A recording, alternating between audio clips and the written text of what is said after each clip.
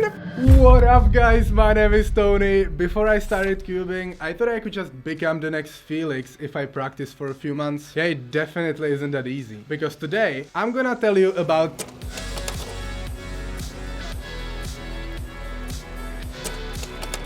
You can solve the cube.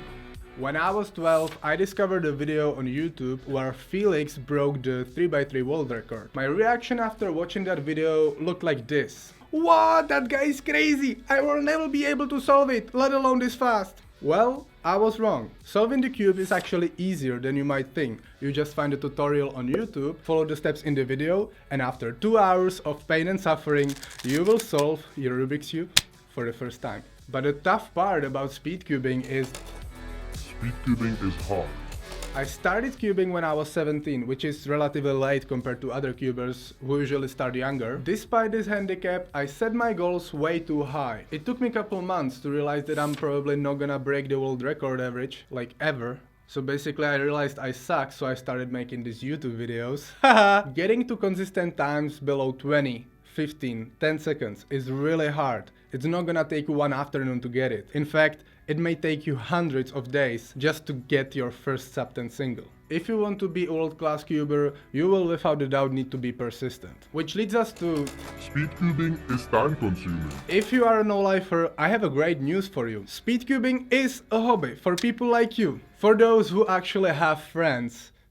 Why are you still watching? You will either need to lose some friends or give up speedcubing. I admit that was a bit exaggerated, but sometimes it might actually look like that. So if you want to achieve some big results in speedcubing, get ready for situations where you have to choose between practicing whole night or having fun with your besties. Speedcubing can be cheap.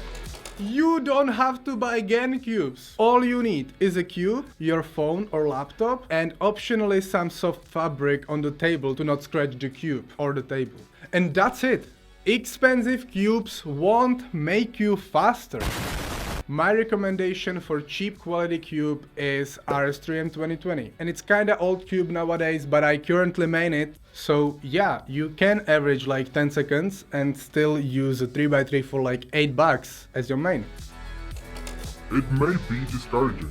You really need to put a lot of effort into cubing to see some results. I remember how I felt when I couldn't get my first sub 10 single, and it didn't feel good. It took me many months to get one single that I knew I could get so easily. All I needed was little luck. But as mentioned in the third point, you just need to be patient and you will see the results. Speedcubing is fun. Before I started cubing, I didn't even imagine how much joy it could actually bring me. First of all, it's addictive, so be prepared for some withdrawals if you don't cube for a while. Next, if you go to competition, you will probably make some friends there, so be prepared. Seriously, you need friends. And lastly, it gives you some kind of meaning.